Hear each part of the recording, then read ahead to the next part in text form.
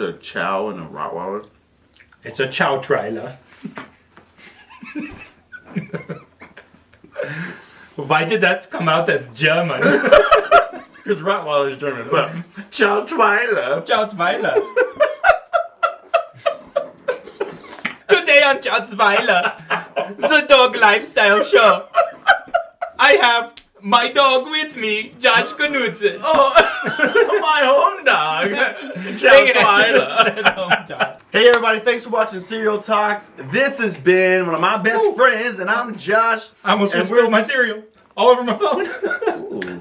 Good thing it's waterproof, but it's not milk proof. Don't continue to say how I'm one of your best friends. He's one of my best friends. He's been one of my best friends actually for about 10 years. When'd you move here? Yeah, but you weren't my best friend with me because you were just a kid. Today we're going to be talking to you because the election is coming up soon, and I just want to give kind of like our perspective on not who we vote for, but how we vote and why we vote in that direction. What do we value? And I would say that the most important thing for me is that we value things that the Bible values. But before we jump into that, that's my personal opinion. Ben could value something different. So this game here, we're taking That's news. your- We're taking news headlines, and you guys are just gonna create a crazy backstory to them. News headlines and create a backstory to it. Yes. Alright. Ben, you start off the first one, and then I'll vamp off of what you do, and I'll take the next one. Polish divers hope Nazi shipwreck holds key to Amber Room treasure. Amber Room treasure. For That's some what reason, I got stuck on too. I'm thinking Amber is a famous person, Okay. and in her room, she held the treasures of something. Okay. Now, these treasures are actually, they believe that it's priceless gems. But what they actually are is ceramic dolls. Ooh, are they creepy looking? Of course they are. Perfect. And so, but some of them have like had their hair pulled out and whatnot. And so, I don't know why, but when she was a baby, she used to do that to them. And so, they said Polish divers? Polish divers. Polish Nazi- diver! Okay, so Polish divers. Holy diver. So, so these Polish divers are actually, the reason why they're able to do this dive is because they've made all of their money making Polish sausages. And so they've created a fortune doing that, but that's not enough. They want adventure also. So, they take their fortune, they put it all Man, I'm into- tired of making these wieners here. I need some thrill in my life. Sausages aren't wieners. Have you Wieners are ever hot seen- dogs. That's true. Have you ever seen the movie Peter Rabbit? Yes. The new one? Yes. Mrs. Tiggy Winkles, the little hedgehog, when he puts up the electric fence, and they're like, "No, Mrs. Tiggy Winkles," and she's like, "I'm 4 years old. I need some excitement in my life." And she walks up and grabs it and licks the peanut butter off the electric fence. And then shoots the quills out. Yes. I was picturing the Polish people. They had a moment like that. They were Yes. like, I need some excitement. I don't know how to do a Polish accent. Well, I they need were some like- excitement in my life. They had the sausage, and they were like, "I'm done. Ciao, Twyla." Ciao, Twyla. All right, give me the next one. All right, next. Rescuers race to herd whales from military exercise in Scotland. Question, are they down under? So, rescuers rush to herd whales. Now, here's the real question: what are you riding to herd whales? I was just about to go that direction. What is required to herd a whale? So- Because if you're herding cattle, it's merely a barking dog. Right? And a horse? Not necessarily. If you have a good dog, it'll do it for you. No, that's sheep. Oh, is it? Yeah. They do have cattle dogs Right. that help, but you usually on a horse. So Man. these guys, they find out that there's a military exercise going on. They're like, we've got to do something because there's whales in the path. We don't want these giant humpback whales getting torpedoed by these submarines because they could end up And I wish we don't had a know. camera on him. He's about to shoot milk through his nose. So they're like, call up their buddies. They're like, mount up. They all go sprinting towards the water in their wetsuits. This They is jump how- on yeah. porpoises. This is where I was going with this. Go. We're so in take it away. sync. Take it Y'all away. remember in the very beginning of the Aquaman movie, after Jason Momoa whoops the people in the submarine, and you first see the what are they called? The Atlanteans. And they're all riding like sharks and baby mosasauruses and stuff like that. I was thinking that. Yes. Just like that. So then and they're their going- hair is that majestic also. Yes. How they're doing it. Yes. Then they go, and because these people probably don't believe in violence or guns, they do, however, believe in cap guns. So they're riding like, pa, pa, to get the whales to go where they want. In Greece, violence at a school rally causes concern over a nursing home. Violence at a school rally. What? How close is the school to the nursing home? It's just a headline, bro. I didn't read it. I'm almost at a loss here. This is too bizarre. We can do different. Oh, I know what it is. I knew he'd have it. It's actually the opposite of what you think is going on in your head. Because what's happening is these kids, right?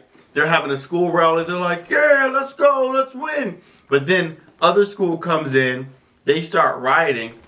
Nursing home. They're over there trying to watch telenovelas because even though it's in Greece, they want to learn a new language. So they're watching their telenovelas.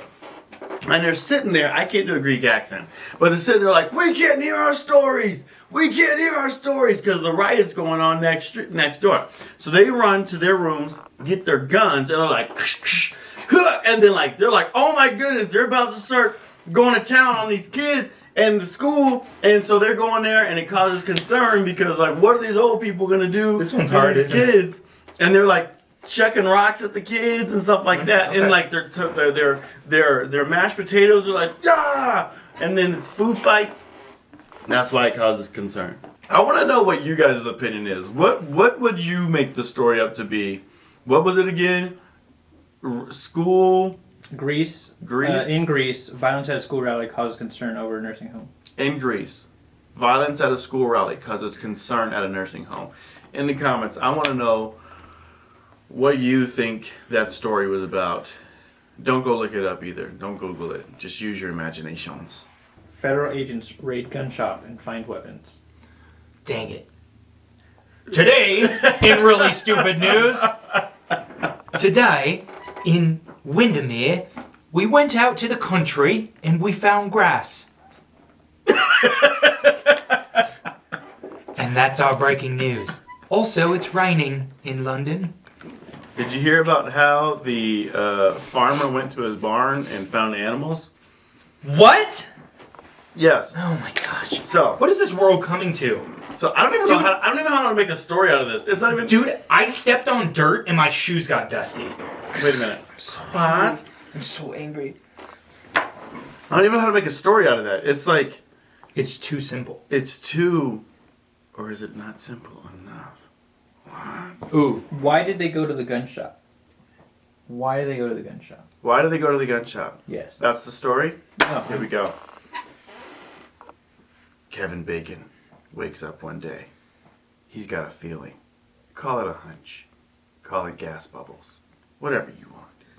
He calls his friend, Junior Asparagus, and says, "Hey buddy, I've got a feeling that tonight's gonna be a good night."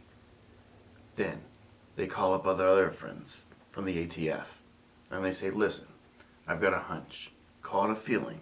Call it a gas bubble. At the weapons store, they've got weapons." There's a mic up there. That's why I did that. Height of fashion? ? Closed mountains build up as recycling breaks down. Closed mountain? That's like Man Island. Oh Here we go. my goodness. Take it away, Ben. Closed mountain. Okay, really quick though, Man Island happened at youth camp. How many years ago? 5? Not any more than that. It was before I. Okay, it happened like 7 years ago at youth camp. And in my cabin, all of the, what did I have, like 10th grade? No. You probably have middle school if it's man. I think it was a bunch of middle school boys in the cabin. They took all of their clothes that were dirty and some that were still clean, and they piled them into this mountain of clothes in the middle of the cabin. And then they took 4 full cans of Axe body spray and drenched the clothes. They were dripping with Axe body spray. And Drenched. yeah, and we called it Man Man Island, and you could smell it like 100 yards away. It was horrendous. Richard Sorry. Nixon's sandwich is still around 60 years later. All right, got it. Richard Nixon just eating Subway in the Oval Office. Tricky right? Dicky. Sorry. Richard Nixon eating Subway in the Oval Office. Watergate scandal happens. Gets impeached, kicked out, all that good stuff. But while it's all happening, this sandwich is still on the desk, right? So, Was Subway invented back then? it's been around since like 1859. Subway? Yeah. Dang, I didn't know that. I didn't know that either. Has it been a franchise that long? Yes. In every small town in America. Every single one. Perfect. Yep. And so they come in to clean out Richard Nixon's stuff, like they bring in the cardboard box, the whole thing. They're like packing up his Okay. stuff. And this sandwich is like, "You'll never take me alive!" And he jumps off and he starts running down the halls. Guys. And he's been living in a filing cabinet in the back of the Oval Office for the last 60 years. And I've been somebody trying to just go- opened it. I've been trying to go my whole life without visualizing a sandwich running, and you just ruined it for me. For the last 60 years, he's just been sitting in the back of this filing cabinet, and somebody just had to go in there because they were looking up the patent to The patent to sticky notes. to whoopee cushions, Oh man. and he was in there filed under W. I thought it was under C for Ciao Twilight. I don't know what's happening. You're gonna have a lot of editing. All right, let's jump into the real deal here, and that is voting. Voting, and some of you are like 12 watching this. Some of you are 18. Some of you are 17. Some of you are all in between. 84. Thanks, Grandma. Love you. You want to say anything else to her? No, she knows everything else I'd want to say. And so just as you're looking at it, because there's so many different perspectives and views and everything like that, and we're just going to give you another one to be completely honest, but I do believe that ours is right. Because We're gonna tell you what we believe is the wrong opinion today. I'm just kidding. and everybody does, but I'm going to give you some reasons why we think the way we do, but when you vote, you shouldn't just be voting based off of what people are telling you is right or what people are telling you is. You need to be looking at the broader perspective, the Yeah. bigger picture, but most importantly, as a follower of Jesus, we need to be looking at the Bible. Now, obviously, the idea that you are going to be voting for somebody who is a Christian is not likely. Yeah. The idea that you're going to vote for somebody who is going to just say, "Here's the Bible, whoosh, whatever's in here, we're going to do it," not likely. Yeah. So, Has that ever happened? Well, it's not for a while.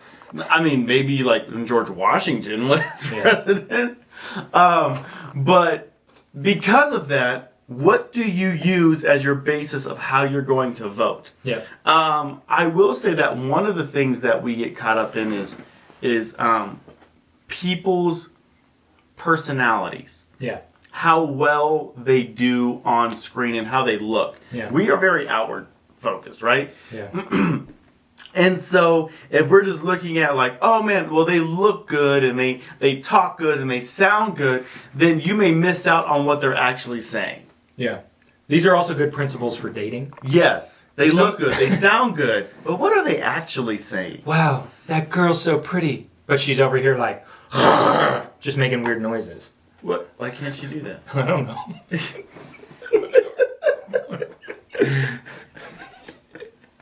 She can't just make weird noises. No, but she's so beautiful. It mesmerizes you into realizing she only makes weird noises. She doesn't actually talk. Yeah, she's not. You can't yeah. have a conversation with her. Yeah. Okay, that makes more sense, Ben. I thought you were saying girls can't make weird noises. Because if guys can make weird noises, girls can. I didn't have a fully thought out thought. It was only a thought. It didn't have the on the end of it. So looking at the real issues, look at what's actually going on. So Ben, give me a value or something that you care about that you think is crucial to the nation that says I want to vote for whoever is pro this. Human life. Human life. That is hugely important to me, regardless of who believes in babies getting to live. That's the value I want to vote for. Okay. The value of human life. Why that? Because I feel like God created each person. He loves each person. He has a plan for each person. And if we somewhere down the line decide that some people are worth more than other people and some people's life have more value than others, I just think that's a dangerous road and there's no end to it. Okay. So yes. So if you are saying this person is able to live because they have this much value, or this person is not able to live because they don't meet a certain standards, then all of a sudden you open a door to all kinds of things that are a big deal. I agree with that. For me, that is also a big deal. Yeah. Is the human life issue is the. Sorry, it was the Lord. He told me you're doing a great job. He only told me. He told so I could pass it on to you. Oh. Thank you. Pass that on then. One of the things about the pro-life thing is in Psalm 106, it talks about how one of the things that made God angry was that the people of Israel would actually sacrifice their sons and daughters to a god. And it's horrific. And it talked about the innocent ones were being killed. Mm-hmm. And that is something that upsets God greatly. And I believe that if we are going to be a nation that God is able to protect and able to keep blessing, then we have to protect the innocent because it's valuable to God. Yeah. So I think that's a big deal. It's in Psalm 106 if you want to go check it out and look at it. And I don't know how much more innocent thing you can get than being in your mama's belly. Tiny baby, yeah. Being in your mama's belly. All right, for me, something else that is important to me is what people call the nuclear family. And that is basically... Are they radioactive? Radioactive! My kids love that song. They heard it on this like kid YouTube... Kid Bop? It wasn't Kid Bop, but it was something similar. And now they love this song. And I was like trying to decide if I was going to let them listen to it. I went and listened to the words, and I'm like, these words are literally nonsensical. Yeah. And I was like, what is that? I sweat my rust, and I'm like, what are you talking about? What are you imagining dragons? Imagining, I don't know what you're imagining. So anyway, a nuclear family is basically the concept of having a mom, dad, and children. 2.5 children. 2.5 children, a white picket fence, and a cow butcher farm. And so... I don't remember that part. No? Did you make it up? I've been working on it. So, a nuclear family is the concept of a mom and a dad. And this, I believe, is also valuable and important to God because God created a way that family is made. Right? And when you have a dad and a mom, men and women are different no matter what anybody tells you. And what men bring to the table and what women bring to the table totally different. Are two different things that are necessary in combination. Yes. And so when you look at the idea that we've made it less important for men to be in the house, when you look at all the statistics and everything like that, 70% of the people in jail did not have a dad at home. That's crazy. That's huge. 70% of the people.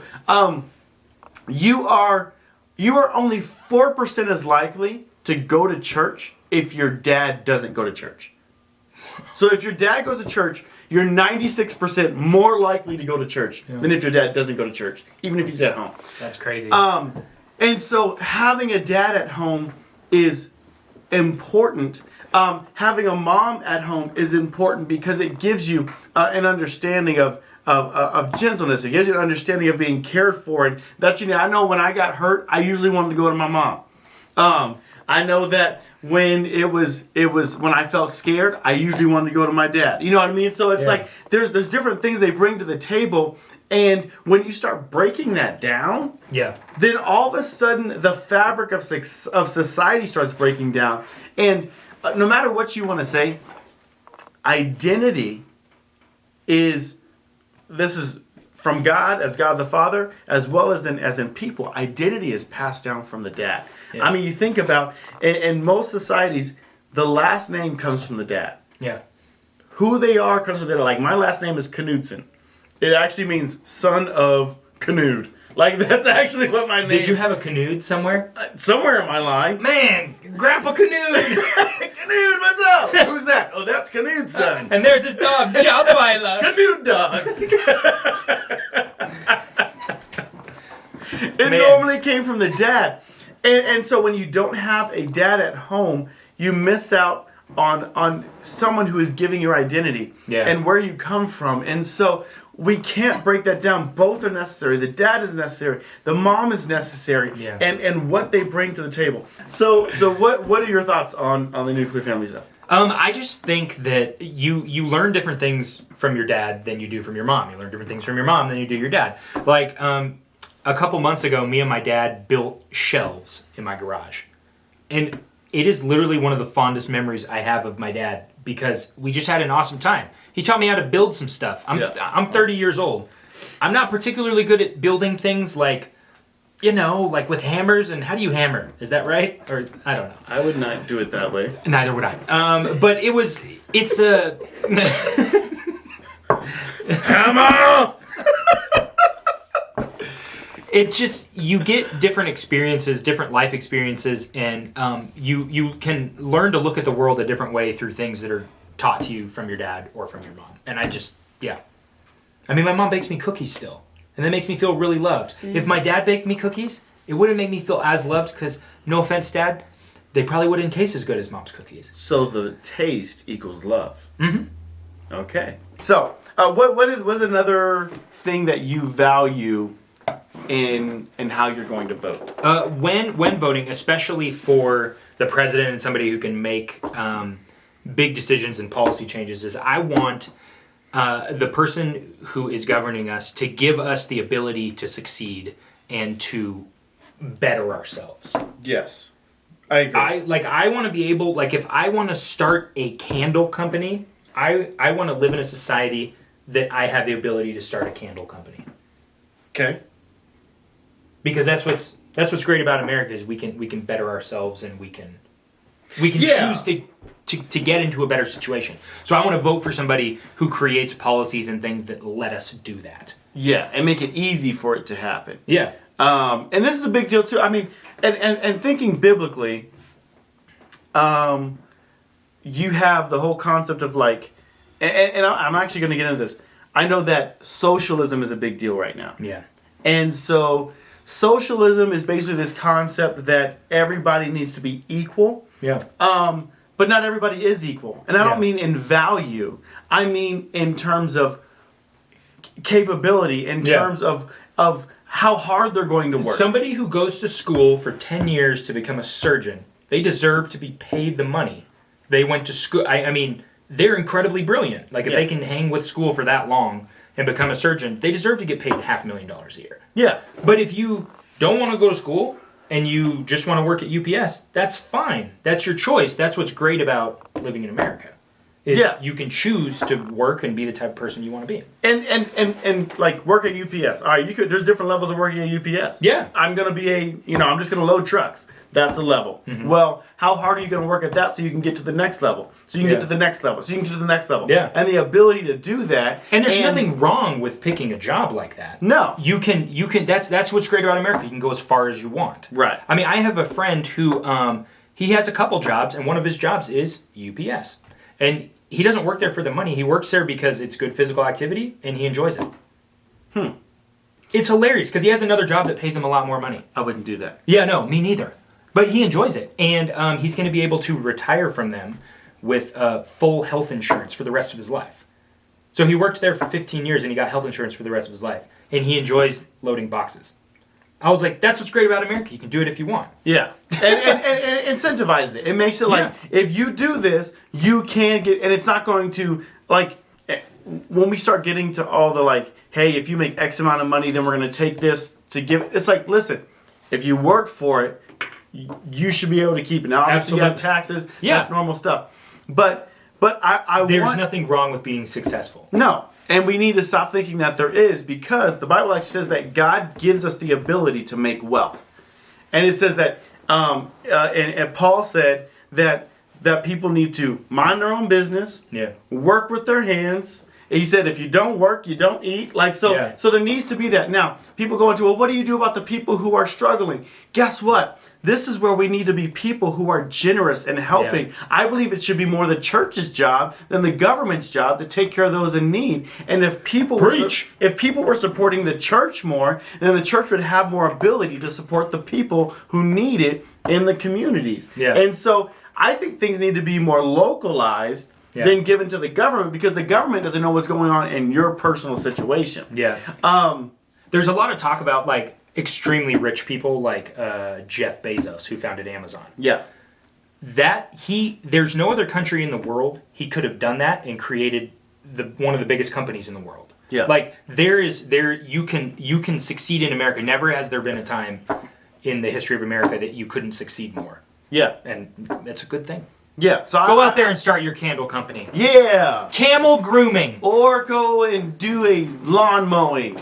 I actually mowed lawns when I was in middle school. And I made, over the course of 3 summers, I made $7,000. Wow. Government's gonna find out. The government's like, give us our taxes. I made $7,000, and I saved some of that money, and I was able to use it for some school stuff, and then I was able to use a little bit of it to help buy my first cameras. That's cool. Real quick, I want to jump into this. People talk about socialism. One is they try to use the Bible in the book of Acts. It talks about how they all sold their stuff. They kind of all put it together, and then they handed it out to people as they needed it. And they're like, look, this is socialism. Well, it wasn't socialism. What it was they thought that Jesus was coming back very, very, very soon, like in the next couple of weeks, maybe a month. They're like, what's the point of having all this stuff? Let's sell it. And then we'll just take care of each other until Jesus comes back. We're going to hunker down. And then Jesus was like, that's not what I was talking about, guys. And then they went out and they got jobs and they did their own thing again. Like that was not social. And they did it willingly. They chose if they wanted to sell it or not. And then people go into, well, what's your thoughts on race? Like, how do you vote in terms of race? I say that I vote for the ones who are going to build up races and say, hey, you can do whatever. You can be as successful as you want. We live in a country where the Constitution has been created in such a way that if there's inequality, it can be changed. If there's inequality, it can be called out, it can be changed. And the point is, are we going to step up? And when there is inequality, we say something about it. And when things are going well, we celebrate it because we've created a country where change can be made and we can be successful no matter look at us sitting together. All right? Like this wouldn't have happened 60 years ago. It would not have happened. To this level. Now, obviously, it wasn't in the same level as racism as, like, slavery. But even then, to say that from the beginning of America to now that we've advanced this far, we've done it faster than any other country. Seriously. Any other country, we've done this faster. So I want to vote for something that is going to promote the ability for anybody to move forward. And so, what about, like, women's rights, right? So that's a big thing about women's rights and women's equality. Same thing.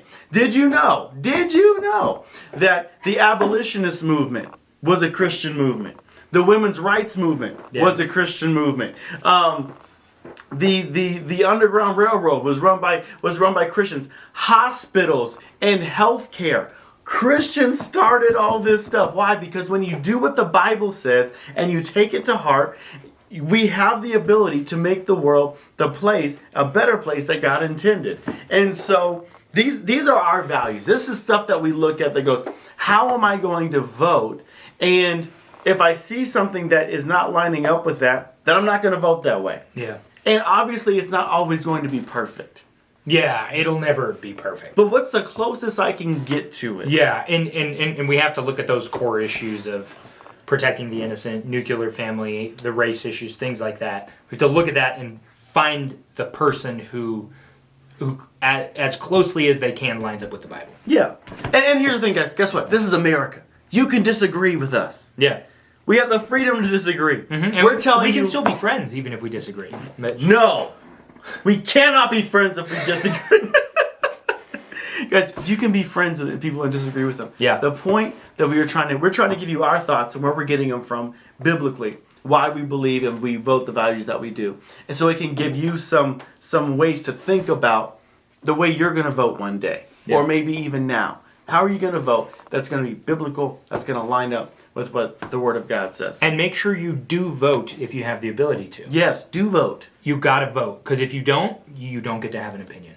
Yes. Do not vote for Chow Twyla. What does it look like? What are you imagining? A sausage. Oh, I was imagining a small dog that sat in the palm of your hands. Can you Photoshop that into a... And I have a sausage.